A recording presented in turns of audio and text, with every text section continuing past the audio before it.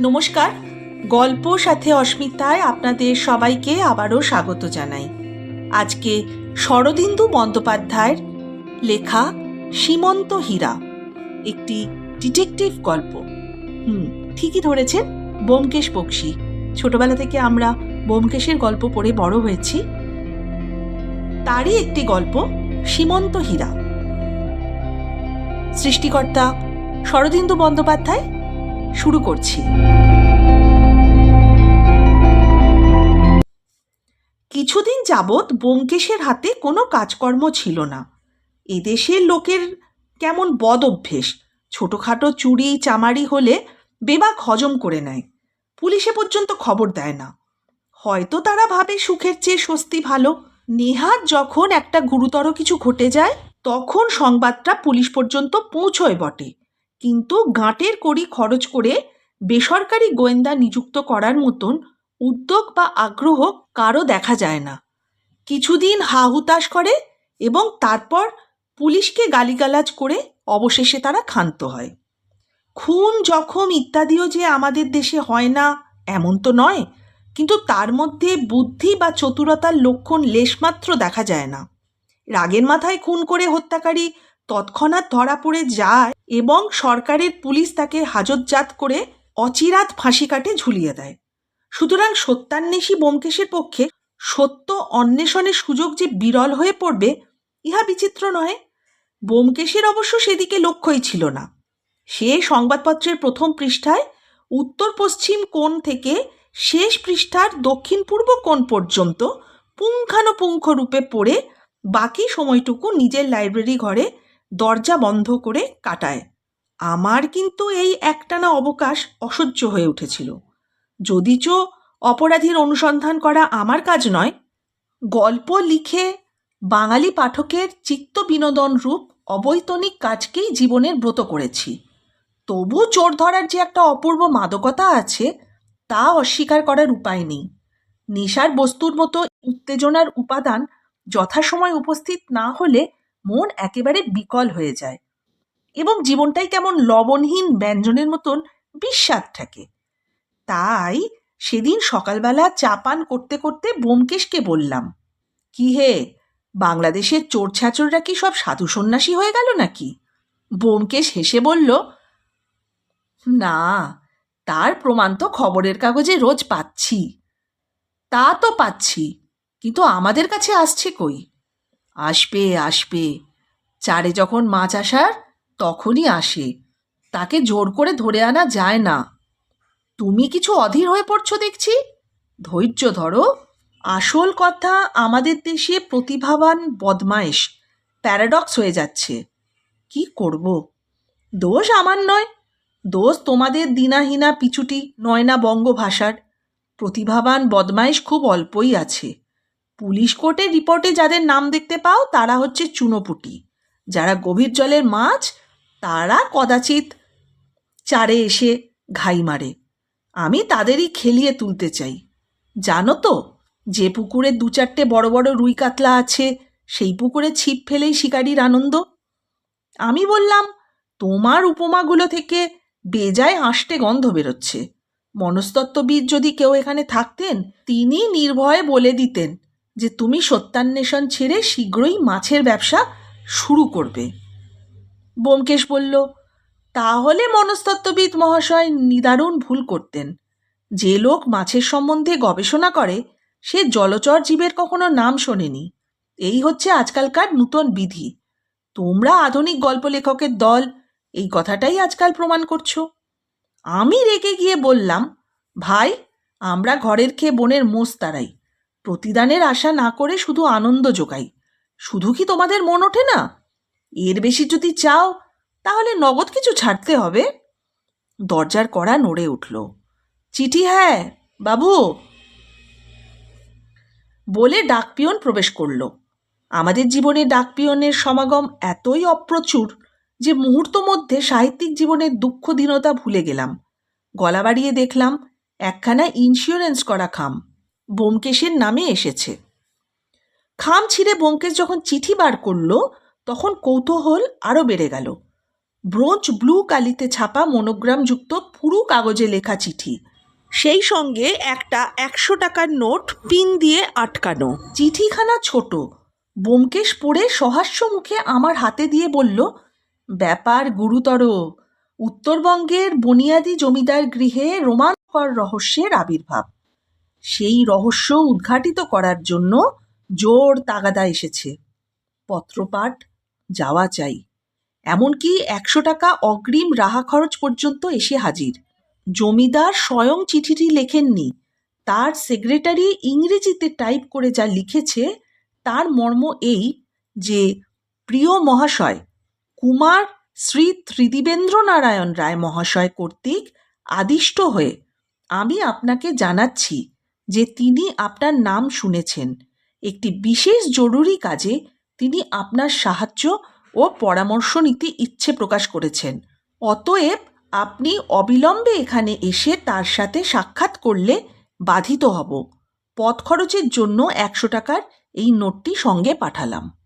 আপনি কোন ট্রেনে আসছেন তা তার যোগে যদি জানান, স্টেশনে গাড়ি উপস্থিত থাকবে। ইতি। পত্র হইতে আর কোনো তথ্য সংগ্রহ করা গেল না। পত্র ফিরিয়ে দিয়ে বললাম, তাই তো হে, ব্যাপার সত্যই গুরুতর ঠেকছে। জরুরি কার্যটি কি? চিঠির কাগজ বা ছাপার হরফ থেকে কিছু অনুমান করতে পারলে? তোমার তো ওসব বিদ্যে আছে। কিছু না, তবে আমাদের দেশের জমিদার বাবুদের যতদূর জানি, খুব সম্ভব কুমার ত্রিদিবেন্দ্র নারায়ণ বাহাদুর রাত্রে স্বপ্ন দেখেছেন তার পোষা হাতিটি পাশের জমিদার চুরি করে নিয়ে গেছে। তাই শঙ্কিত হয়ে তিনি গোয়েন্দা তলব করেছেন। ব্যোমকেশ বলল। আমি বললাম, না না, অতটা নয়। দেখছো না, একেবারে গোড়াতেই এতগুলো টাকা খরচ করে ফেলেছেন। ভেতরে নিশ্চয়ই কোনো বড় গোলমাল আছে। ব্যোমকেশ বলল, ওইটে তোমাদের ভুল। বড়লোক রুগী হলে মনে করো ব্যাধিও বড় হবে। দেখা যায় কিন্তু ঠিক তার উল্টো। বড়লোকের ফুসকুড়ি হলে ডাক্তার আসে, কিন্তু গরিবের একেবারে নাভিশ্বাস না উঠলে ডাক্তার বৈদ্যের কথা মনেই পড়ে না। যা হোক, কি ঠিক করলে ব্যোমকেশ? যাবে নাকি? ব্যোমকেশ একটু ভেবে বলল, হাতে যখন কোনো কাজ নেই তখন চলো না, দুদিনের জন্য ঘুরে আসা যাক। আর কিছু না হোক, নতুন দেশ তো দেখা হবে। তুমিও বোধহয় ও অঞ্চলে কোনোদিন যাওনি। যদি যাবার ইচ্ছা 16 আনা ছিল, তবু ক্ষীণভাবে আপত্তি করলাম। আমার যাওয়াটা কি ঠিক হবে ব্যোমকেশ, তোমাকে ডেকেছে যখন? ব্যোমকেশ হেসে বলল, হা, দোষ কি? একজনের বদলে দুজন গেলে কুমার বাহাদুর না হয় খুশিই হবেন। ধনক্ষয় যখন অন্যের হচ্ছে, তখন যাওয়াটা তো একটা কর্তব্য বিশেষ। শাস্ত্রে লিখেছে, সর্বদা পরের পয়সায় তীর্থ দর্শন করবে। কোন শাস্ত্রে এমন জ্ঞানগর্ভ নীতি উপদেশ আছে যদিও স্মরণ করতে পারলাম না, তবু সহজেই রাজি হয়ে গেলাম। সেদিন সন্ধ্যার গাড়িতে যাত্রা শুরু করলাম। পথে উল্লেখযোগ্য কিছু ঘটল না, শুধু একটি অত্যন্ত মিশুক ভদ্রলোকের সাথে আলাপ হলো। সেকেন্ড ক্লাস কামরায় আমরা 3 জন ছাড়া আর কেউ ছিল না। এ কথা সে কথার পর ভদ্রলোকটি জিজ্ঞাসা করলেন, মশাইদের কদ্দূর যাওয়া হচ্ছে? প্রত্যুত্তরে ব্যোমকেশ মধুর হেসে বলল, মশাইয়ের কদ্দূর যাওয়া হবে? পাল্টা প্রশ্ন শুনে বিমূঢ় হয়ে থেকে ভদ্রলোকটি আমতা আমতা করে বললেন, আমি আমি এই পরের স্টেশনেই নামব। ব্যোমকেশ পূর্ববৎ মধুস্বরে বলল, হ্যাঁ, আমরাও তারপরে স্টেশনে নেমে যাব। অহেতুক মিথ্যা বলার প্রয়োজন ছিল না, কিন্তু ব্যোমকেশের কোনো মতলব আছে বুঝে আমি কিছু বললাম না। গাড়ি থামতেই ভদ্রলোক নেমে গেলেন। রাত্রি হয়েছিল। প্ল্যাটফর্মের ভিড়ে তিনি নিমেষের মধ্যে হারিয়ে গেলেন। তাকে আর দেখতে পেলাম না। 2-3 স্টেশন পরে জানলার কাঁচ নামিয়ে বাইরে গলা বাড়িয়েছি। হঠাৎ দেখলাম পাশের একটা ইন্টার ক্লাসের কামরার জানলায় মাথা বার করে ভদ্রলোকটি আমাদের গাড়ির দিকেই তাকিয়ে আছে। চোখাচোখি হবা মাত্র তিনি বিদ্যুৎ বেগে মাথা টেনে নিলেন। আমি উত্তেজিতভাবে ব্যোমকেশের দিকে ফিরে বললাম, ওহে। ব্যোমকেশ বলল, জানি জানি। ভদ্রলোক পাশের গাড়িতে উঠেছেন। ব্যাপার যতটা তুচ্ছ মনে করেছিলুম, দেখছি তা নয়, ভালোই গণ্ডগোলে। তারপর প্রায় প্রতি স্টেশনেই জানলা দিয়ে গলা বাড়িয়ে দেখেছি, কিন্তু সে ভদ্রলোকের চুলের টিকি পর্যন্ত আমি আর দেখতে পাইনি। পরদিন ভোর হতে না হতেই গন্তব্যস্থানে পৌঁছালাম। স্টেশনটা ছোট, সেখান থেকে প্রায় 6-7 মাইল মোটরে যেতে হবে। একখানা দামি মোটর নিয়ে জমিদারের একজন কর্মচারী উপস্থিত ছিলেন। তিনি আমাদের সাদরে অভ্যর্থনা জানালেন। আমরা মোটরে বসলাম। অতঃপর নির্জন পথ দিয়ে মোটর নিঃশব্দে ছুটে চলল। কর্মচারীটি প্রবীণ এবং বিচক্ষণ। ব্যোমকেশ কৌশলে তাকে দু একটা প্রশ্ন করতেই তিনি বললেন, আমি কিছুই জানি না মশাই, শুধু আপনাদের স্টেশন থেকে নিয়ে যাওয়ার হুকুম পেয়েছিলাম, তাই নিয়ে যাচ্ছি। আমরা মুখ তাকাতাকি করলাম, কোনো কথা হলো না। পরে জমিদার ভবনে পৌঁছে দেখলাম সে এক এলাহি কাণ্ড। মাঠের মাঝখানে যেন ইন্দ্রপুরী বসেছে। প্রকাণ্ড সাবেক 5 মহল ইমারত, তাকে ঘিরে প্রায় 30-40 বিঘা জমির ওপর বাগান, হট হাউস, পুষ্করিণী, টেনিস কোর্ট, কাছারি বাড়ি, অতিথিশালা, পোস্ট অফিস, আরও কত কি। চারদিকে লস্কর, পেয়াদা, গোমস্তা, প্রজার ভিড় লেগেই আছে। আমাদের মোটর বাড়ির সম্মুখে থামতেই জমিদারের প্রাইভেট সেক্রেটারি স্বয়ং এসে আমাদের সমাদর করে ভেতরে নিয়ে গেলেন। একটা আস্ত মহল আমাদের জন্য নির্দিষ্ট হয়েছিল। সেক্রেটারি বললেন, আপনারা মুখ হাত ধুয়ে জলযোগ করে নিন, ততক্ষণে কুমার বাহাদুর আপনাদের সঙ্গে দেখা করার জন্য তৈরি হয়ে আসবেন। স্নানাদি সেরে বাইরে আসতেই প্রচুর প্রাতরাশ এসে উপস্থিত হলো। সেগুলি যথারীতি ধ্বংস সাধন করে তৃপ্ত মনে ধূমপান করছি। এমন সময় সেক্রেটারি এসে উত্তর করলেন, কুমার বাহাদুর লাইব্রেরি ঘরে আপনাদের জন্য অপেক্ষা করছেন। যদি আপনাদের অবসর হয়ে থাকে আমার সঙ্গে আসুন। আমরা উঠে তাকে অনুসরণ করলাম। রাজ সকাশে যাচ্ছি এমনি একটা ভাব নিয়ে লাইব্রেরি ঘরে প্রবেশ করলাম। কুমার ত্রিদিবেন্দ্র নারায়ণ নাম হতে আরম্ভ করে সর্ববিষয়ে বিরাট আড়ম্বর দেখে মনের মধ্যে কুমার বাহাদুর সম্বন্ধে একটা গুরুগম্ভীর ধারণা জন্মেছিল। কিন্তু তার সামনে উপস্থিত হয়ে সে ভ্রম ঘুচে গেল। দেখলাম আমাদেরই মতো সাধারণ পাঞ্জাবি পরা একটা সহাস্যমুখ যুবা পুরুষ, গৌরবর্ণ, সুশ্রী চেহারা, ব্যবহারে তিল মাত্র আড়ম্বর নেই। আমরা যেতেই চেয়ার থেকে উঠে আগেই হাত তুলে নমস্কার করলেন। পলকের জন্য একটু দ্বিধা করে ব্যোমকেশকে বললেন, আপনি ব্যোমকেশবাবু? আসুন আসুন, বসুন। ব্যোমকেশ আমাকে পরিচিত করে দিয়ে বললেন, ইনি আমার বন্ধু, সহকারী এবং ভবিষ্যৎ জীবনী লেখক, তাই ওকে সহজে কাছছাড়া করি না। কুমার ত্রিদীপ হেসে বললেন, আশা করি আপনার জীবনী লেখার প্রয়োজন এখনো অনেক দূরে।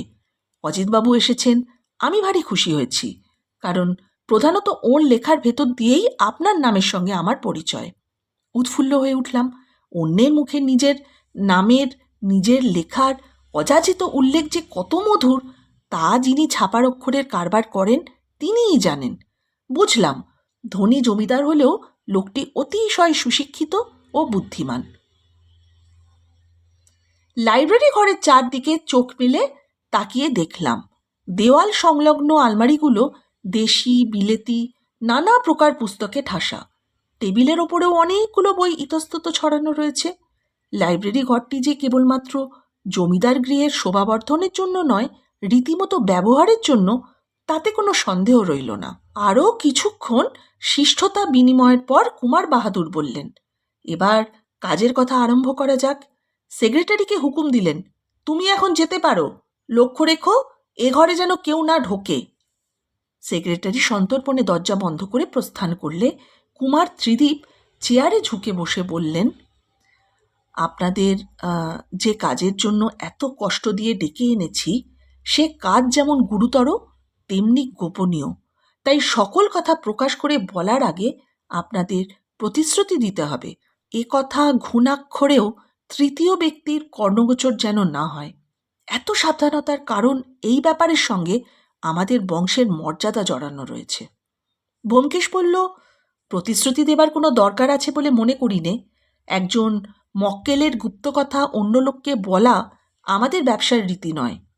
কিন্তু আপনি যখন প্রতিশ্রুতি চান তখন দিতে তো কোনো বাধা নেই। কিভাবে প্রতিশ্রুতি দিতে হবে বলুন? কুমার হেসে বললেন, তামা তুলসীর দরকার নেই, আপনাদের মুখের কথাই যথেষ্ট। আমি একটু দ্বিধায় পড়লাম। বললাম, গল্পচ্ছলেও কি কোনো কথা প্রকাশ করা চলবে না?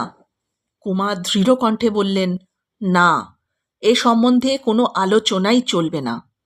হয়তো একটা ভালো গল্পের মশলা হতো, আমার হাতছাড়া হয়ে গেল। এই ভেবে মনে মনে দীর্ঘশ্বাস মোচন করলাম। ব্যোমকেশ বলল, আপনি নির্ভয়ে বলুন, আমরা কোনো কথা প্রকাশ করব না। কুমার ত্রিদীপ কিছুক্ষণ চুপ করে থেকে যেন কিভাবে কথাটা আরম্ভ করবেন সেটাই ভেবে নিলেন। তারপর বললেন, আমাদের বংশে যেসব সাবেককালের হীরা জহরত আছে সে সম্বন্ধে বোধহয় আপনি কিছু জানেন না। ব্যোমকেশ বলল, কিছু কিছু জানি। আপনার বংশে একটা হীরা আছে যার তুল্য হীরা বাংলাদেশে আর দ্বিতীয় নেই। তার নাম সীমন্ত হীরা। ত্রিদীপ সাগ্রহে বললেন, আপনি জানেন? তাহলে এ কথা জানেন বোধহয় যে গত মাসে কলকাতায় যে রত্ন প্রদর্শনী হয়েছিল তাতে ওই হীরা দেখানো হয়েছিল? ব্যোমকেশ ঘাড় নেড়ে বলল, হ্যাঁ জানি, কিন্তু দুর্ভাগ্যবশত সেই হীরা চোখে দেখার সুযোগ হয়নি। কিছুক্ষণ নীরব থেকে কুমার বললেন, সে সুযোগ আর কখনো হবে কিনা জানি না। হীরাটা চুরি গেছে। ব্যোমকেশ প্রতিধ্বনি করে বলল, চুরি গেছে? শান্ত কণ্ঠে কুমার বললেন, হ্যাঁ, সে সম্পর্কেই আমি আপনাকে আনিয়েছি। ঘটনাটা শুরু থেকে বলি শুনুন। আপনি নিশ্চয়ই জানেন আমাদের এই জমিদার বংশ অতি প্রাচীনকাল থেকে চলে আসছে। 12 ভূঁইয়ার আগে পাঠান বাদশাদের আমলে আমাদের আদি পূর্বপুরুষ এই জমিদারি অর্জন করেন। সাদা কথায় তিনি একজন দুর্দান্ত ডাকাতের সর্দার ছিলেন। নিজের বাহুবলে সম্পত্তি লাভ করে পরে বাদশার কাছ থেকে সনন্দ আদায় করে। সে বাদশাহী সনন্দ এখনও আমাদের কাছে বর্তমান আছে। এখন আমাদের অনেক অধঃপতন হয়েছে। চিরস্থায়ী বন্দোবস্তের আগে আমাদের রাজা উপাধি ছিল। ওই সীমন্ত হীরা আমাদের আদি পূর্বপুরুষের সময় থেকে পুরুষানুক্রমে এই বংশে চলে আসছে। একটা প্রবাদ আছে যে এই হীরা যতদিন আমাদের কাছে থাকবে ততদিন বংশের কোনো অনিষ্ট হবে না। কিন্তু হীরা কখনো কোনো রকমে হস্তান্তরিত হলে এক পুরুষের মধ্যে বংশ লোপ হয়ে যাবে। একটু থেমে কুমার আবার বলতে লাগলেন, জমিদারের জ্যেষ্ঠ পুত্র জমিদারের উত্তরাধিকারী হয়। এই হচ্ছে আমাদের বংশের চিরাচরিত লোকাচার। কনিষ্ঠরা কেবল বাবুয়ান বা ভরণ পোষণ পায়। এই সূত্রে 2 বছর আগে আমার বাবার মৃত্যুর পর আমি জমিদারি পেয়েছি। আমি বাবার একমাত্র সন্তান। উপস্থিত আমার এক কাকা আছেন, তিনি বাবুয়ান স্বরূপ 3000 টাকা মাসিক খোরপোশ জমিদারি থেকে পেয়ে থাকেন। এ তো গেল গল্পের ভূমিকা। এবার হীরা চুরির ঘটনাটা বলি। রত্ন প্রদর্শনীতে আমাদের হীরা এক্সিবিট করার নিমন্ত্রণ যখন এলো তখন আমি নিজে স্পেশাল ট্রেনে করে সেই হীরে নিয়ে কলকাতায় গেলাম। কলকাতায় পৌঁছে হীরাখানা প্রদর্শনীর কর্তৃপক্ষের কাছে জমা করে দেবার পর তবে নিশ্চিন্ত হলাম। আপনারা জানেন প্রদর্শনীতে বরোদা, হায়দ্রাবাদ, পাতিয়ালা প্রভৃতি রাজবংশের খানদানি জহরত প্রদর্শিত হয়েছিল। প্রদর্শনের কর্তা ছিলেন স্বয়ং গভর্নমেন্ট। সুতরাং সেখান থেকে হীরা চুরি যাবার কোনো ভয়ই ছিল না। তাছাড়া যে গ্লাস কেসে আমার হীরা রাখা হয়েছিল তার চাবি কেবল আমার কাছেই ছিল। 7 দিন ধরে এক্সিবিশন চলল। 8 দিনের দিন আমার হীরা নিয়ে আমি বাড়ি ফিরে এলাম। বাড়ি ফিরে এসে জানতে পারলাম যে আমার হীরা চুরি গেছে। তার বদলে যা ফিরিয়ে এনেছি তা 200 টাকা দামের একটি মেকি পেস্ট। কুমার চুপ করলেন। ব্যোমকেশ জিজ্ঞাসা করলেন, চুরি ধরা পড়ার পর প্রদর্শনীর কর্তৃপক্ষকে কিংবা পুলিশকে খবর দেননি কেন? কুমার বললেন, খবর দিয়ে কোনো লাভ হতো না, কারণ কে চুরি করেছে চুরি ধরা পড়ার সঙ্গে সঙ্গে তা জানতে পেরেছিলাম। ও, ব্যোমকেশ তীক্ষ্ণ দৃষ্টিতে ক্ষণকাল কুমারের মুখের দিকে চেয়ে থেকে বললেন, তারপর বলে যান।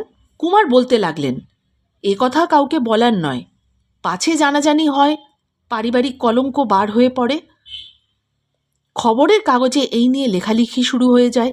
এই ভয়ে বাড়ির লোককে পর্যন্ত আমি এই কথা জানাতে পারিনি। জানি শুধু আমি আর আমার বৃদ্ধ দেওয়ান মহাশয়। কথাটা আরও খোলসা করে বলা দরকার। পূর্বে বলেছি আমার এক কাকা আছেন, তিনি কলকাতায় থাকেন। স্টেট থেকে মাসিক 3000 টাকা খরচা পান। তার নাম আপনারা নিশ্চয়ই শুনেছেন। তিনি বিখ্যাত শিল্পী এবং বৈজ্ঞানিক স্যার দিগীন্দ্র নারায়ণ রায়। তাঁর মতো আশ্চর্য মানুষ খুব কমই দেখা যায়। বিলেতে জন্মালে তিনি বোধহয় অদ্বিতীয় মনীষী বলে পরিচিত হতে পারতেন। যেমন তার অসাধারণ বুদ্ধিমত্তা, তেমনি অগাধ পাণ্ডিত্য। গত মহাযুদ্ধের সময় তিনি প্লাস্টার অফ প্যারিস সম্বন্ধে কি একটা তথ্য আবিষ্কার করে ইংরেজ গভর্নমেন্টকে উপহার দিয়েছিলেন। তার ফলে স্যার উপাধি পান। শিল্পের দিকেও তার কি অসামান্য প্রতিভা! তার পরিচয় সম্ভবত আপনাদের অল্প বিস্তর জানা আছে। প্যারিসের শিল্প প্রদর্শনীতে মহাদেবের প্রস্তর মূর্তি এক্সিবিট করে তিনি যে সম্মান ও প্রশংসা লাভ করেছেন তা কারুর অবিদিত নয়। মোটের ওপর এমন বহুমুখী প্রতিভা সচরাচর চোখে পড়ে না। বলেই কুমার বাহাদুর একটু হাসলেন। আমরা নড়েচড়ে বসলাম। কুমার বলতে লাগলেন, কাকা আমাকে কম স্নেহ করেন না, কিন্তু একটি বিষয় তার সঙ্গে আমার মতভেদ হয়েছিল, ওই হীরাটা। তিনি ওই হীরাটা আমার কাছ থেকে চেয়েছিলেন। হীরাটার ওপর তার অহেতুক আসক্তি ছিল। তার দামের জন্য নয়, শুধু হীরাটাকে নিজের কাছে রাখার জন্য তিনি প্রায় পাগল হয়ে উঠেছিলেন। আমি জিজ্ঞাসা করলাম, হীরাটার দাম কত হবে? কুমার ঈষৎ হেসে বললেন, খুব সম্ভব 3 পয়সার। টাকা দিয়ে সে জিনিস কেনবার মতো লোক ভারতবর্ষে খুব কমই আছে। তাছাড়া আমরা কখনো তার দাম যাচাই করে দেখিনি। গৃহদেবতার মতোই সে হীরাটা আমাদের কাছে অমূল্য ছিল। সে যাক, আমার বাবার কাছেও কাকা ওই হীরাটা চেয়েছিলেন, কিন্তু বাবা দেননি। তারপর বাবা মারা যাবার পর কাকা আমার কাছে সেটা চাইলেন। বললেন, আমার মাসোহারা চাই না, তুমি শুধু আমায় হীরাটা দাও। বাবা মৃত্যুকালে আমাকে এই বিষয়ে সাবধান করে দিয়েছিলেন। তাই জোড়হাত করে কাকাকে বললাম, কাকা, আপনার আর যা ইচ্ছা আপনি নিন, কিন্তু ওই হীরাটা আমি দিতে পারবো না। বাবার শেষ আদেশ। কাকা আর কিছু বললেন না, কিন্তু বুঝলাম তিনি আমার উপর মর্মান্তিক অসন্তুষ্ট হয়েছেন। তারপর থেকে কাকার সঙ্গে আমাদের আর দেখা হয়নি। তবে পত্র ব্যবহার হয়েছে। যেদিন হীরা নিয়ে কলকাতা থেকে ফিরে এলাম তার পরদিন কাকার কাছ থেকে একটা চিঠি এলো। ছোট চিঠি, কিন্তু পড়ে মাথা ঘুরে গেল। এই দেখুন সে চিঠি।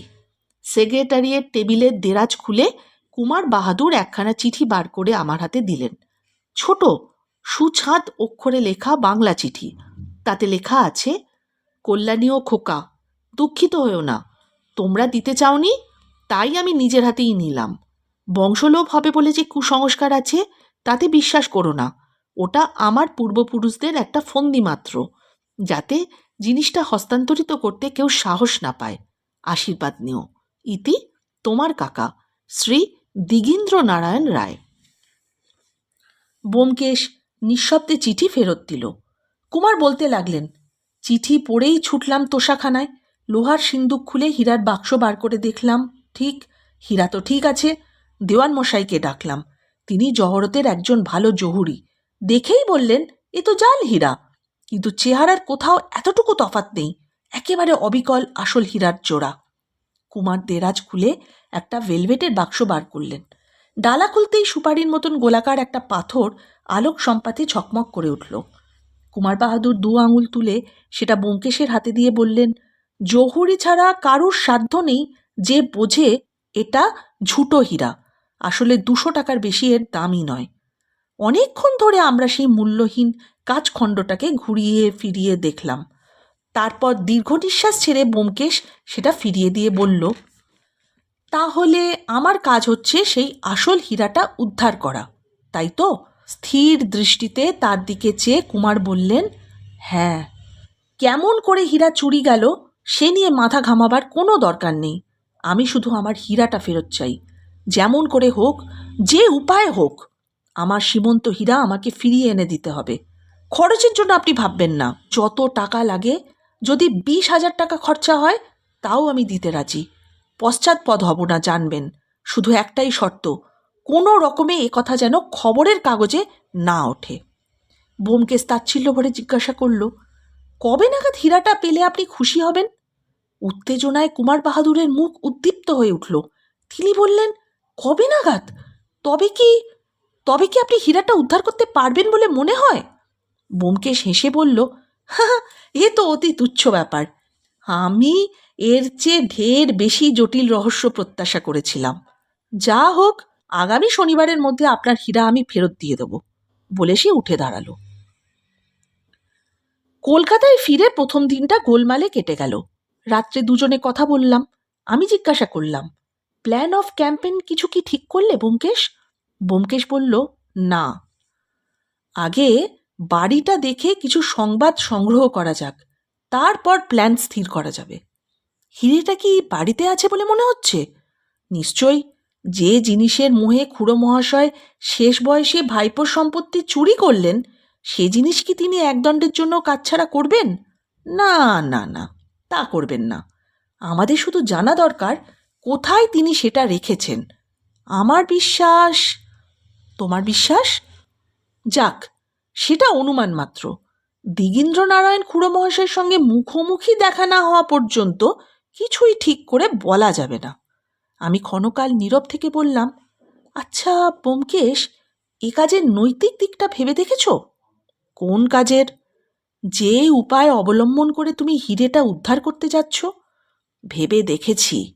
তাহা নিছক চুরি, ধরা পড়লে জেলে যেতে হবে, কিন্তু চুরি মাত্রেই নৈতিক অপরাধ নয়। চোরের ওপর বাটপাড়ি করা মহাপুণ্য কাজ, বুঝলে? তা যেন বুঝলাম, কিন্তু দেশের আইন তো, সে কথা কি শুনবে? সে ভাবনা আমার নয়। আইনের যারা রক্ষক তাঁরা পারেন। পরদিন দুপুরবেলা ব্যোমকেশ একাকী বাহির হয়ে গেল। যখন ফিরল তখন সন্ধ্যা উত্তীর্ণ হয়ে গিয়েছে। হাত মুখ ধুয়ে জলযোগ করতে জিজ্ঞাসা করলাম, কাজ কতদূর হলো ব্যোমকেশ? ব্যোমকেশ অন্যমনস্কভাবে কচুরিতে কামড় দিয়ে বলল, বিশেষ সুবিধা হলো না। বুড়ো একটা হাড়তেল ঘুঘু, আর তার একটা নেপালি চাকর আছে, বুঝলে? সে বেটার চোখ দুটো ঠিক শিকারি বেড়ালের মতো। যা হোক, একটা সুরাহা হয়েছে। বুড়ো একজন সেক্রেটারি খুঁজছে। দুটো দরখাস্ত করে দিয়ে এসেছি। সব কথা খুলে বলো না একটু। চায়ে চুমুক দিয়ে বাটি নাবিয়ে রেখে ব্যোমকেশ বলল, কুমার বাহাদুর যা বলেছিলেন তা নেহাত মিথ্যে নয়। খুড়ো মহাশয় অতি পাকা লোক। বাড়িটা নানা রকম বহুমূল্য জিনিসের একটা মিউজিয়াম বললেই হয়। কর্তা একলা থাকেন বটে, কিন্তু অনুগত এবং বিশ্বাসী লোকলস্করের অভাব নেই। প্রথমত বাড়ির কম্পাউন্ডে ঢোকাই মুশকিল। ফটকে 4টে দারোয়ান অস্ত্র শস্ত্র নিয়ে বসে আছে। কেউ ঢুকতে গেলেই হাজারো প্রশ্ন। পাঁচিল ডিঙিয়ে যে ঢুকবে তার উপায় নেই। 8 হাত উঁচু পাঁচিল, তার ওপর ছুচলো লোহার শিক। তা যা হোক, কোনো রকমে দারোয়ান বাবুদের খুশি করে ফটকের ভেতর যদি ঢুকলে, বাড়ির সদর দরজায় নেপালি ভৃত্য উজরে সিং থাপা বাঘের মতো থাবা গেড়ে বসে আছে। ভালো রকম কৈফিয়ত যদি না দিতে পারো, বাড়িতে ঢোকার আশা ওইখানেই ইতি। রাত্রির ব্যবস্থা আরও চমৎকার। দারোয়ান চৌকিদার তো আছেই, তার ওপর 4টে বিলিতি ম্যাস্টিফ কুকুর কম্পাউন্ডের মধ্যে ছাড়া থাকে। সুতরাং নিশীথ সময় নিরিবিলি গিয়ে যে কার্য উদ্ধার হবে সে পথও বন্ধ। তবে উপায় কি হবে ব্যোমকেশ? উপায় হয়েছে। বুড়োর একজন সেক্রেটারি চাই। বিজ্ঞাপন দিয়েছে। 150 টাকা মাইনে। বাড়িতেই থাকতে হবে। বিজ্ঞান শাস্ত্রে ব্যুৎপত্তি থাকা চাই, এবং শর্ট হ্যান্ড টাইপিং ইত্যাদি আরও অনেক রকম সদ্গুণের আবশ্যক। তাই 2টো দরখাস্ত করে দিয়ে এসেছি। কাল ইন্টারভিউ দিতে যেতে হবে। 2টো দরখাস্ত কেন? একটা তোমার, একটা আমার। যদি একটা ফসকায় অন্যটা লেগে যাবে। পরদিন অর্থাৎ সোমবার সকালবেলা 8টার সময় আমরা স্যার দিগীন্দ্রনারায়ণের ভবনে সেক্রেটারি পদপ্রার্থী হয়ে উপস্থিত হলাম। শহরের দক্ষিণে অভিজাত পল্লীতে তার বাড়ি। দারোয়ানের ভিড় ঠেলে ভেতরে প্রবেশ করতেই দেখলাম আমাদের মতো আরও কয়েকজন চাকরি অভিলাষী হাজির। একটা ঘরের মধ্যে সকলে গিয়ে বসলাম এবং বজ্র কটাক্ষে পরস্পরের মুখ অবলোকন করতে লাগলাম। ব্যোমকেশ ও আমি যে পরস্পরকে চিনি তার আভাস মাত্র দিলাম না। পূর্ব থেকে সেরূপ স্থির করে গিয়েছিলাম আমরা। বাড়ির কর্তা ভেতরের কোনো একটা ঘরে বসে একে একে উমেদার দিগকে ডাকতে লাগলেন। মনের মধ্যে উৎকণ্ঠা জন্মাচ্ছিল, হয়তো আমাদের ডাক পড়ার আগেই অন্য কেউ বহাল হয়ে যাবে। কিন্তু দেখা গেল একে একে সকলেই ফিরে আসলেন এবং বাঁক নিষ্পত্তি না করে শুষ্ক মুখে প্রস্থান করলেন। শেষ পর্যন্ত বাকি রয়ে গেলাম আমি আর ব্যোমকেশ। বলা বাহুল্য, ব্যোমকেশ নাম ভারিয়ে দরখাস্ত করেছিল। আমার নূতন নামকরণ হয়েছিল জিতেন্দ্রনাথ এবং ব্যোমকেশের নিখিলেশ। পাছে ভুলে যাই তাই নিজের নামটা মাঝে মাঝে আবৃত্তি করে নিচ্ছিলাম। এমন সময় ভৃত্য এসে জানালো কর্তা আমাদের দুজনকে একসঙ্গে তলব করেছে। কিছুটা বিস্মিত হলাম। ব্যাপার কি? এতক্ষণ তো একে একে ডাকছিল আলাদা আলাদা করে সবাইকে, এখন আবার একসঙ্গে কেন? যা হোক, বিনা বাক্যব্যয়ে ভৃত্যের অনুসরণ করে গৃহস্বামীর সম্মুখীন হলাম। প্রায় আসবাব শূন্য প্রকাণ্ড একখানা ঘরের মাঝখানে বৃহৎ সেক্রেটারিয়েট টেবিল এবং তারই সামনে দরজার দিকে মুখ করে হাতকাটা পিরান পরিহিত বিশালকায় স্যার দিগীন্দ্র বসে আছেন। বুলডগের মুখে কাঁচা পাকা দাড়িগোঁফ গজালে যেরকম দেখতে লাগে ঠিক সেরকম একখানা মুখ। হঠাৎ দেখলে বাপরে বলে চেঁচিয়ে উঠতে ইচ্ছা হয়। হাঁড়ির মতো মাথা, তার মধ্যস্থলে টাক পড়ে খানিকটা স্থান চকচক করছে, প্রকাণ্ড শরীর এবং প্রকাণ্ড মস্তকের মাঝখানে গ্রীবা বলে কোনো পদার্থই নেই। দীর্ঘ রোমশ বাহু দুটো বনমানুষের মতো দৃঢ় এবং ভয়ঙ্কর, কিন্তু তার প্রান্তে অঙ্গুলগুলি ভারতীয় চিত্রকলার মতো সরু ও সুদৃশ্য। একেবারে লতাইয়া না গেলেও পশ্চাৎ দিকে ঈষৎ বেঁকে গেছে। চক্ষু দুটো ক্ষুদ্র এবং সর্বদাই যেন লড়াই করার জন্য প্রতিদ্বন্দ্বী খুঁজছে। মোটের ওপর আরব্য উপন্যাসের দৈত্যের মতো এই লোকটিকে দেখা মাত্র একটা অহেতুক সম্ভ্রম ও ভীতির সঞ্চার হয়। মনে হয় ইহার ওই কুদর্শন দেহটার মধ্যে ভালো ও মন্দ করার অফুরন্ত শক্তি নিহিত আছে। আমরা বিনীতভাবে নমস্কার করে টেবিলের সম্মুখে গিয়ে দাঁড়ালাম। সেই ক্ষুদ্র চক্ষু দুটি আমার মুখ থেকে ব্যোমকেশের মুখে দ্রুত বেগে কয়েকবার যাতায়াত করে ব্যোমকেশের মুখের ওপর স্থির হলো। তারপর সেই প্রকাণ্ড মুখে এক অদ্ভুত হাসি দেখা দিল। বুলডগ হাসতে পারে কিনা আমি জানি না, কিন্তু পারলে বোধ হয় ওই রকমই হাসত। এই হাস্য ক্রমে মিলাইয়া গেল। জলদ গম্ভীর শব্দ হলো, উজরে, দরজা বন্ধ করে দাও। নেপালি ভৃত্য উজরে সিং দ্বারের নিকটে দাঁড়িয়েছিল। নিঃশব্দে বাইরে থেকে দ্বার বন্ধ করে দিল। কর্তা তখন টেবিলের ওপর থেকে আমাদের দরখাস্ত দুটো তুলে নিয়ে বললেন, কার নাম নিখিলেশ? ব্যোমকেশ বলল, আজ্ঞে আমার। কর্তা বললেন, তুমি নিখিলেশ আর তুমি জিতেন্দ্রনাথ, তোমরা দুজনে সল্লা করে দরখাস্ত করেছ? ব্যোমকেশ বলল, আজ্ঞে আমি ওকে চিনি না। কর্তা বললেন, বটে, চেনো না? কিন্তু দরখাস্ত পড়ে আমার অন্যরকম মনে হয়েছিল। যা হোক, তুমি এমএসসি পাশ করেছ? ব্যোমকেশ বলল, আজ্ঞে হ্যাঁ। কোন ইউনিভার্সিটি থেকে? ক্যালকাটা ইউনিভার্সিটি থেকে। টেবিলের ওপর থেকে একখানা মোটা বই তুলে নিয়ে তার পাতা খুলে বললেন, কোন সালে পাশ করেছ? সভয় দেখলাম বইখানা ইউনিভার্সিটি কর্তৃক মুদ্রিত পরীক্ষা উত্তীর্ণ ছাত্রদের নামের তালিকা। আমার কপাল ঘেমে উঠল। এই রে, এবার বুঝি সব ফেসে যায়। ব্যোমকেশ কিন্তু নিষ্কম্প স্বরে বলল, আজ্ঞে এই বছর, মাসখানেক আগে রেজাল্ট বেরিয়েছে। হাঁফ ছেড়ে বাঁচলাম। যাক, একটা ফাড়া তো কাটল। এ বছরের তালিকা এখনো ছেপে বার হয়নি। কর্তা ব্যর্থ হয়ে বই রাখলেন। তারপর আরও কিছুক্ষণ ব্যোমকেশের ওপর কঠোর জেরা চলল, কিন্তু বৃদ্ধ তাহাকে টলাইতে পারলেন না। শর্ট হ্যান্ড পরীক্ষাতেও যখন সে উত্তীর্ণ হয়ে গেল, তখন কর্তা সন্তুষ্ট হয়ে বললেন, বেশ, তোমাকে দিয়ে আমার কাজ চলতে পারে, তুমি বসো। ব্যোমকেশ বসল। কর্তা কিয়ৎকাল ভ্রুকুটি করে টেবিলের দিকে তাকিয়ে বললেন, তারপর তারপর হঠাৎ আমার দিকে তাকিয়ে বললেন, অজিতবাবু। আমি বললাম, আজ্ঞে। বোমা ফাটার মতো হাসিতে চমকে উঠলাম। দেখি অদম্য হাসির তোড়ে কর্তার বিশাল দেহ ফেটে পড়ার উপক্রম হয়েছে। আকস্মাৎ এত আনন্দের কী কারণ ঘটল বুঝতে না পেরে ব্যোমকেশের পানে তাকিয়ে দেখি সে ভর্ৎসনাপূর্ণ দৃষ্টিতে আমার দিকে চেয়ে আছে। তখন বুঝতে পারলাম, লজ্জায় অনুশোচনায় একেবারে মাটির সঙ্গে মিশতে ইচ্ছে হলো। হায় হায় হায় হায়, মুহূর্তের অসাবধানতায় সব নষ্ট করে ফেললাম। কর্তার হাসি সহজে থামে না।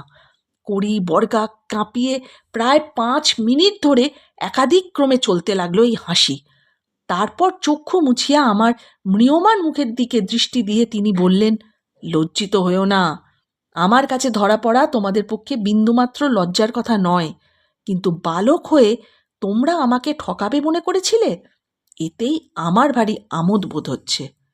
আমরা নির্বাক হয়ে রইলাম। কর্তা ব্যোমকেশের মাথার দিকে কিছুক্ষণ চোখ তুলে চেয়ে বললেন, ব্যোমকেশবাবু, তোমার কাছ থেকে আমি এতটা নির্বুদ্ধিতা প্রত্যাশা করিনি। তুমি ছেলে মানুষ বটে, কিন্তু তোমার করটির গঠন থেকে বুঝতে পারছি তোমার মাথায় বুদ্ধি আছে। ব্যোমকেশের মুখের দিকে দৃষ্টি নিবদ্ধ করে কতটা নিজের মনেই তিনি বলতে লাগলেন, খুলির মধ্যে অন্তত 55 আউন্স ব্রেন ম্যাটার আছে।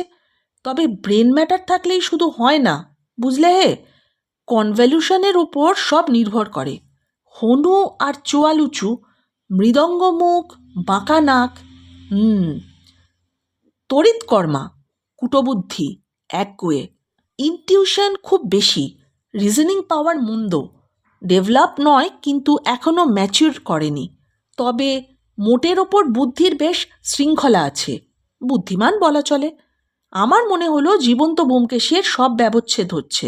আমার মস্তিষ্ককে কেটে চিরে ওজন করে তার যথার্থ মূল্য নির্ণয় করা হচ্ছে, এবং আমি দাঁড়িয়ে তাই দেখছি।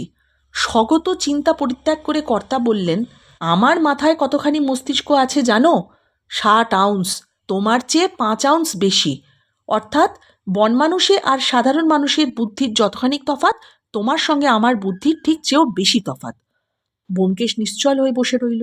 তার মুখে কোনো বিকার দেখা গেল না। কর্তা হো হো করে আবার হেসে উঠলেন। তারপর হঠাৎ গম্ভীর হয়ে বললেন, খোকা তোমাকে পাঠিয়েছে একটা জিনিস চুরি করার জন্যে, কিন্তু তুমি পারবে বলে মনে হয়? এবারও ব্যোমকেশ আর কোনো উত্তর করল না। তার নির্বিকার নীরবতা লক্ষ্য করে কর্তা শ্লেষ করে বললেন, কি হে ব্যোমকেশবাবু, একেবারে ঠান্ডা হয়ে গেলে যে। বলি, এত বড় একটা কাজ হাতে নিয়েছ, পুরুত সেজে ঠাকুর চুরি করতে ঢুকেছ, তা কি রকম মনে হচ্ছে? পারবে চুরি করতে? ব্যোমকেশ শান্ত স্বরে বলল, 7 দিনের মধ্যে কুমার বাহাদুরের জিনিস তাকে আমি ফিরিয়ে দেব, কথা দিয়ে এসেছি।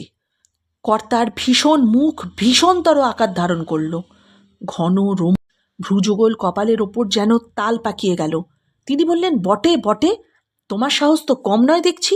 কিন্তু কি করে কাজ হাসিল করবে শুনি? এখনই তো তোমাদের ঘাট ধরে বাড়ি থেকে বার করে দেব। তারপর? ব্যোমকেশ মৃদু হেসে বলল, আপনার কথা থেকে একটা সংবাদ পাওয়া গেল, হিরেটা বাড়িতেই আছে। আরক্ত নেত্রে তার দিকে তাকিয়ে কর্তা বললেন, হ্যাঁ আছে, কিন্তু তুমি পাবে খুঁজে, সে বুদ্ধি কি তোমার ঘটে আছে? ব্যোমকেশ কেবল একটু হাসল। মনে হলো এইবার বুঝি ভয়ঙ্কর একটা কিছু ঘটবে। কর্তার কপালের শিরগুলো ফুলে উঠেছে, দু চক্ষে আজ জিঘাংসা জলজল করছে। হাতের কাছে অস্ত্রশস্ত্র কিছু থাকলে ব্যোমকেশের একটা হৃষ্টি উপস্থিত থেকে সন্দেহ নেই। ভাগ্যক্রমে সেরকম কিছু ঘটল না। তাই সিংহ যেমন করে কেশর নাড়া দেয়, তেমনিভাবে মাথা নাড়া দিয়ে কর্তা বললেন, দেখো ব্যোমকেশবাবু, তুমি মনে করো তোমার ভারী বুদ্ধি, তাই তো? তোমার মতো ডিটেকটিভ দুনিয়ায় আর কেউ নেই। তুমি বাংলাদেশের পার্তিল। বেশ, তোমাকে আমি তাড়াবো না। এই বাড়ির মধ্যে যাতায়াত করার অবাধ অধিকার আমি তোমায় দিলাম। তুমি যদি পারো খুঁজে বার করো সে জিনিস। 7 দিনের মধ্যে ফিরিয়ে দেবে কথা দিয়ে এসেছো, তাই তো? তোমাকে 7 বছর সময় দিলাম, বার করো খুঁজে। কর্তা উঠে দাঁড়িয়ে গর্জন ছাড়লেন, উজরে সিং। উজরে সিং ততক্ষণাৎ উপস্থিত হলো। কর্তা আমাদের নির্দেশ করে বললেন, এই বাবু দুটোকে চিনে রাখো। আমি বাড়িতে থাকি বা না থাকি, এরা এ বাড়িতে যেখানে ইচ্ছে যেতে পারবে, বাধা দিও না, বুঝলে? যাও। উজরে সিং তার নির্বিকার নেপালি মুখ ও তির্যক চক্ষু আমাদের দিকে একবার ফিরিয়ে জো হুকুম বলে প্রস্থান করল। কর্তা এবার রঘুবংশের কুম্ভধর নামক সিংহের মতো হেসে বললেন, খুঁজি খুঁজি নারী যে পায় তারি, বুঝলে হে ব্যোমকেশচন্দ্র? আজ্ঞে, শুধু ব্যোমকেশ, চন্দ্র নেই। না থাক, কিন্তু বুড়ো হয়ে মরে যাবে, তবু সে জিনিস তুমি পাবে না, বুঝলে? দিগিন রায় যে জিনিস লুকিয়ে রাখে সে জিনিস খুঁজে বার করা ব্যোমকেশ বক্সির কর্ম নয়। ভালো কথা, আমার লোহার সিন্দুক ইত্যাদির চাবি যখন দরকার হবে চেয়ে নিও। তাতে অবশ্য অনেক দামি জিনিস আছে, কিন্তু তোমার ওপর আমার অবিশ্বাস নেই। আমি এখন আমার স্টুডিওতে চললাম, আমাকে আজ আর বিরক্ত করো না। আর একটা বিষয় তোমাদের সাবধান করে দিই, আমার বাড়িময় অনেক দুর্মূল্য ছবি আর প্লাস্টারের মূর্তি রয়েছে। হিরে খোঁজার আগ্রহে সেগুলো যদি কোনো রকমে ভেঙে নষ্ট করো, তাহলে সেই দণ্ডেই কান ধরে বার করে দেব।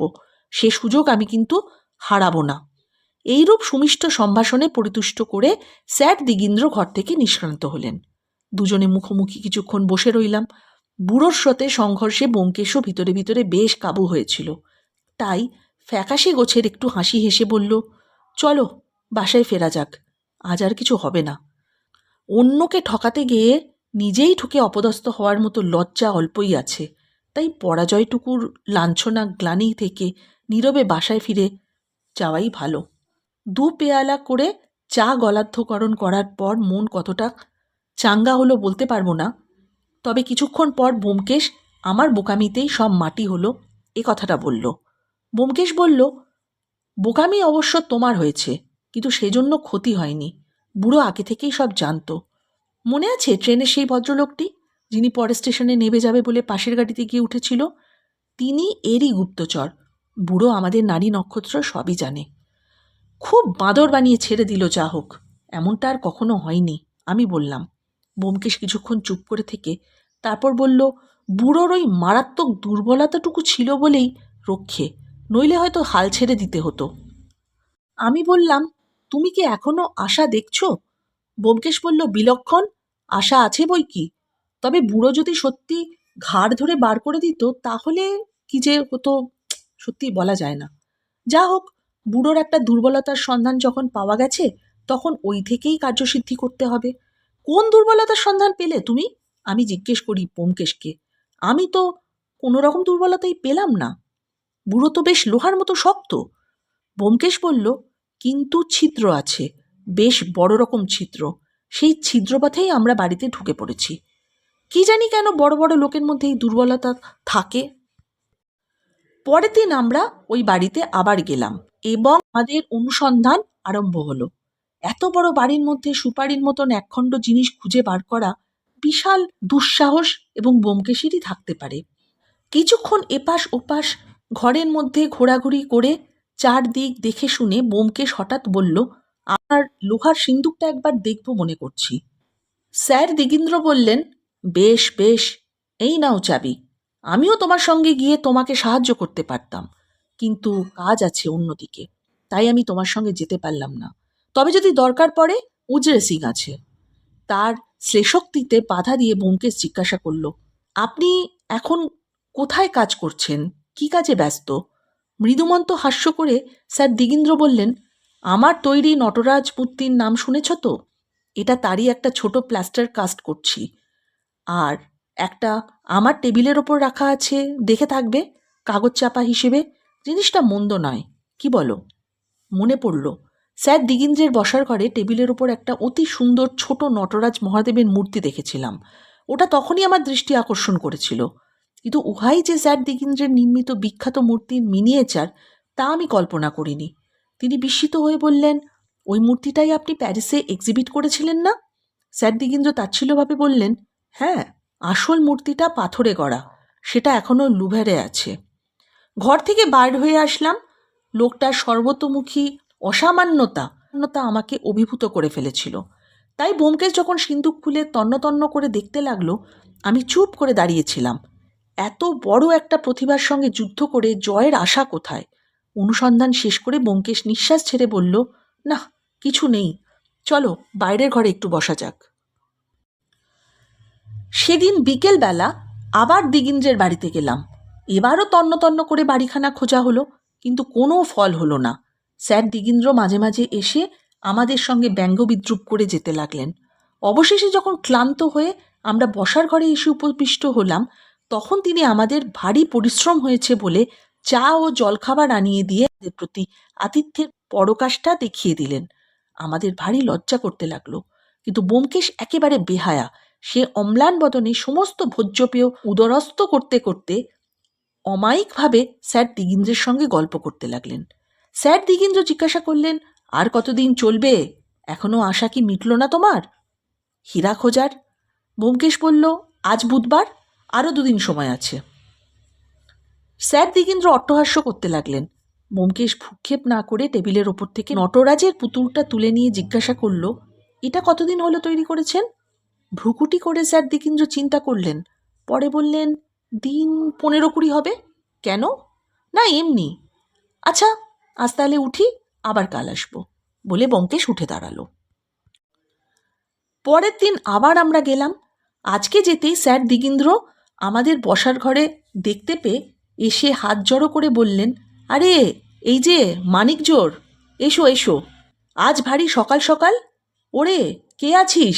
বাবুদের চা দিয়ে যা। ব্যোমকেশবাবুকে আজ বড় শুকনো শুকনো দেখছি, দুশ্চিন্তায় রাতে ঘুম হয়নি নাকি? ব্যোমকেশ টেবিল থেকে নটরাজের মূর্তিটি হাতে নিয়ে আস্তে আস্তে বললেন, এই পুতুলটিকে আমি বড় ভালোবেসে ফেলেছি। কাল সমস্ত রাত্রি এই পুতুলটার কথাই ভেবেছি। পূর্ণ 1 মিনিট কাল দুজনে পরস্পরের চোখের দিকে এক দৃষ্টে তাকিয়ে রইলেন। দুই প্রতিদ্বন্দ্বীর মধ্যে নিঃশব্দে মনে মনে কি যুদ্ধ হলো বলতে পারি না। 1 মিনিট পরে সকৌতুকে হেসে উঠে বললেন, হ্যাঁ, দ্বিগেন্দ্র নারায়ণ বাবু, ব্যোমকেশ, তোমার মনের কথা আমি বুঝেছি। অত সহজে এই বুড়োকে তুমি ঠকাতে পারবে না। ওটার জন্য রাত্রে তোমার ঘুম হয়নি বলছিলে, বেশ, তোমাকে ওটা আমি দান করলাম। ব্যোমকেশের হতবুদ্ধি মুখের দিকে ব্যঙ্গপূর্ণ কটাক্ষ করে বললেন, কেমন হলো তো? কিন্তু মূর্তিটা দামি জিনিস, ভেঙে নষ্ট করো না। মুহূর্তের মধ্যে নিজেকে সামলিয়ে নিয়ে ব্যোমকেশ বলল, ধন্যবাদ বলে মূর্তিটি গালে জড়িয়ে ব্যোমকেশ নিয়ে নিল। তারপর যথারীতি ব্যর্থ অনুসন্ধান করে বেলা 10টা নাগাদ আমরা আবার বাড়ি ফিরে এলাম। চেয়ারে বসে ব্যোমকেশ সনিঃশ্বাস ফেলে বলল, না, ঠকে গেলাম। আমি বললাম, কি ব্যাপার? পকেট থেকে পুতুলটা বার করে ব্যোমকেশ বলল, নানা কারণে আমার স্থির বিশ্বাস হয়েছিল যে নটরাজের ভেতরেই হিরেটা আছে। পরের দিন ব্যোমকেশ আবার গেল দ্বিগেন্দ্র নারায়ণের বাড়িতে। গিয়ে ব্যোমকেশ বিনীতভাবে বলল, আপনার ওপর অনেক জুলুম করেছি, কিন্তু আর করব না। এই কথাটাই আজকে আমি জানাতে এলাম। জয় পরাজয় এক পক্ষের আছেই, সেই জন্য দুঃখ করা মূঢ়তা। কাল থেকে আর আমাদের দেখতে আপনি পাবেন না। আপনি অবশ্য জানেন না, আপনার ভাইপো এখানে গ্র্যান্ড হোটেলে এসে উঠেছেন। তাকে কাল একরকম জানিয়ে দিয়ে এসেছি যে তার এখানে থেকে আর কোনো লাভ নেই। আজ তাকে শেষ জবাব দিয়ে যাব। স্যার দ্বিগেন্দ্র কিছুক্ষণ কুঞ্চিত চোখে ব্যোমকেশকে নিরীক্ষণ করলেন। ক্রমে তার মুখে সেই বুলডগ হাসি ফুটে উঠল। বললেন, তোমার সুবুদ্ধি হয়েছে দেখে খুশি হলাম। খোকাকে বলো বৃথা চেষ্টা করে যেন আর সময় নষ্ট না করে। ব্যোমকেশ বলল, আচ্ছা, নিশ্চয়ই বলে দেব। টেবিলের ওপর আরেকটা নটরাজ মূর্তি রাখা আছে দেখে সেটা তুলে নিয়ে ব্যোমকেশ বলল, এই যে আরেকটা তৈরি করেছেন দেখছি, আপনার উপহারটি আমি সযত্নে রেখেছি। শুধু সৌন্দর্যের জন্যে নয়, আপনার স্মৃতিচিহ্ন হিসেবেও ওটা আমার কাছে থাকবে। ওর দাম অনেক। কিন্তু যদি কখনো দৈবাত ভেঙে যায়, তাহলে কি আরেকটা পাবো? স্যার দ্বিগেন্দ্র প্রসন্নভাবে বললেন, বেশ, যদি ভেঙে যায় আরও একটা পাবে। আমার বাড়িতে ঢুকে তোমার শিল্পকলার প্রতি অনুরাগ জন্মেছে, এটা তো আমার কম লাভ নয়। গভীর বিনয় সহকারে ব্যোমকেশ বলল, আজ্ঞে হ্যাঁ, এতদিন আমার মনের ওদিকটা একেবারে পর্দা ঢাকা ছিল, কিন্তু এই কদিন আপনার সংসর্গে এসে ললিত কলার রস পেতে আরম্ভ করেছি। এবং মুহূর্তের জন্য স্যার দ্বিগেন্দ্রকে ঘাড় ঘোরাতে বাধ্য করল দেয়ালের দিকে একটি সুন্দর নিসর্গ দৃশ্যের ছবি টাঙানো ছিল সেই দিকে। স্যার দ্বিগেন্দ্র যখন সেদিকে ঘাড় ফেরালেন, ঠিক টিকি যেমন করে শিকার ধরে তেমনিভাবে তার একটা হাত টেবিলের ওপর থেকে নটরাজ মূর্তিটি তুলে নিয়ে পকেটে পুরে দিল। অন্য হাতটা সঙ্গে সঙ্গে আরেকটি নটরাজ মূর্তি, যেটি আগের দিন সে নিয়ে গিয়েছিল, সেই মূর্তিটি ওখানে বসিয়ে দিল। স্যার দ্বিগেন্দ্র যখন আবার সম্মুখে ফিরলেন, তখন ব্যোমকেশ পূর্ববৎ মুগ্ধভাবে ছবিটার দিকে তাকিয়ে আছে। আমার বুকের ভেতরটা এমন অসম্ভব রকম ধরফর করতে লাগলো যে স্যার দ্বিগেন্দ্র যখন সহজ কণ্ঠে বললেন, হ্যাঁ, ওটা আমারই আঁকা, তখন কথাগুলো আমার কানে অত্যন্ত অস্পষ্ট ও দুরাগত বলে মনে হচ্ছিল। ভাগ্যে সেই সময় তিনি আমার মুখের প্রতি দৃষ্টিপাত করেননি, নতুবা ব্যোমকেশের হাতের কসরত হয়তো আমার মুখের উদ্বেগ থেকে আরও ধরা পড়ে যেত। ব্যোমকেশ ধীরে সুস্থে উঠে বললেন, ঠিক আছে, এখন তাহলে আসি, আর আমাদের মুখ দেখতে পাবেন না। আপনাকে অনেক বিরক্ত করে গেলাম, চললুম তাহলে, নমস্কার। দরজার নিকট থেকে একবার ফিরে দেখলাম স্যার দ্বিগেন্দ্র ভ্রুকুটি করে সন্দেহপ্রখর দৃষ্টিতে আমাদের দিকে চেয়ে আছেন, যেন ব্যোমকেশের কথার কোনো একটা অতি গূঢ় ইঙ্গিত তিনি বোঝার চেষ্টা করছেন, কিন্তু পারছেন না। বাড়ির বাইরে বেরিয়ে একটা খালি ট্যাক্সি পাওয়া গেল। তাতে চড়ে বসে ব্যোমকেশ হুকুম দিল গ্র্যান্ড হোটেল। আমি তার হাত চেপে ধরে বললাম, ব্যোমকেশ, এসব কী কাণ্ড? ব্যোমকেশ হেসে বললেন, এখনো বুঝতে পারছো না? কি আশ্চর্য! এই যে অনুমান করেছিলাম হিরেটা নটরাজের মধ্যে আছে, তা ঠিকই আন্দাজ করেছিলাম। বুড়ো বুঝতে পেরে আমাকে ধোকা দেবার জন্য পুতুলটা আমাকে দিয়ে দিয়েছিল। তারপর আরেকটা ঠিক ওই রকম মূর্তি তৈরি করে কাল সন্ধেবেলা গিয়ে আসলটার সঙ্গে বদল করে এনেছিল। যদি এই অস্পষ্ট ব অক্ষরটি লেখা না থাকতো, তাহলে আমি জানতেও পারতাম না। বলে পুতুলটা উল্টিয়ে দেখালো। দেখলাম পেন্সিলে লেখা অক্ষরটি বিদ্যমান রয়েছে। কিছুক্ষণের মধ্যে আমরা পৌঁছে গেলাম গ্র্যান্ড হোটেলে। গ্র্যান্ড হোটেলে গিয়ে মূর্তিটা ব্যোমকেশ একটা বড় পেপার ওয়েট দিয়ে ভাঙল। ভেতর থেকে বেরিয়ে এলো হিরে। কুমার বাহাদুর ব্যোমকেশের হাত থেকে হীরাটা প্রায় কেড়ে নিলেন। কিছুক্ষণ একাগ্র নির্নিমেষ দৃষ্টিতে তার দিকে তাকিয়ে মহা উল্লসে তিনি চিৎকার করে উঠলেন, হ্যাঁ, এই আমার সীমন্ত হীরা। এ যে এর ভেতর থেকে নীল আলো ঠিকরে বেরোচ্ছে। ব্যোমকেশবাবু, আপনাকে কি বলে আমি কৃতজ্ঞতা জানাবো? কিছু বলতে হবে না। আপাতত যত শীঘ্র পারেন বেরিয়ে পড়ুন। খুড়োমশাই যদি ইতিমধ্যে জানতে পারেন তাহলে আবার হীরা কিন্তু আপনাকে হারাতে হবে। না না না, আমি এখনই বেরোচ্ছি। কিন্তু আপনার, সে পরে হবে। আগে আপনি নিরাপদে বাড়িতে পৌঁছন। কুমার বাহাদুরকে স্টেশনে রওনা করিয়ে দিয়ে আমরা বাসায় ফিরে এলাম। আরাম কেদারায় ব্যোমকেশ তার দেহটি ছেড়ে দিল এবং হেসে আমাকে বলল, আমি শুধু ভাবছি, বুড়ো যখন জানতে পারবে তখন কি করবে। দিন কয়েক পর একখানি ইনশিওর করা খাম আসলো। চিঠির সঙ্গে একখানা চেক পিন দিয়ে আটকানো। চেকে অঙ্কের হিসেবটা দেখে চক্ষু ঝলসে গেল। পত্রখানিক এইরূপ, প্রিয় ব্যোমকেশবাবু, আমার চিরন্তন কৃতজ্ঞতার চিহ্নস্বরূপ যা পাঠালাম, জানি আপনার প্রতিভার তার যোগ্য নয়। তবু আশা করি আপনার অমনোনীত হবে না। ভবিষ্যতে আপনার সাথে সাক্ষাতের প্রত্যাশায় রইলাম। আবার যখন কলকাতায় যাব আপনার মুখে সমস্ত বিবরণ শুনব। অজিতবাবুকেও আমার ধন্যবাদ জানাবেন। তিনি সাহিত্যিক, সুতরাং টাকার কথা তুলে তাকে সারস্বত সাধনার অমর্যাদা আমি করব না। হায়রে পোড়া কপাল সাহিত্যিক, কিন্তু তিনি যদি নামধাম বদল করে এই হীরা হরণের গল্পটা লিখতে পারেন তাহলে আমার কোনো আপত্তি নেই। এটা আপনি তাকে জানিয়ে দেবেন। শ্রদ্ধা ও নমস্কার গ্রহণ করবেন। ইতি প্রতিভামুগ্ধ শ্রী ত্রিদিবেন্দ্র নারায়ণ রায়।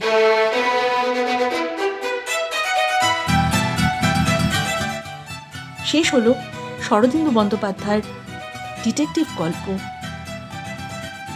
সীমন্ত হীরা। কেমন লাগলো আপনাদের? ভালো লাগলে আমারও ভালো লাগবে যদি জানিয়ে যান। সবাই খুব ভালো থাকবেন। নমস্কার।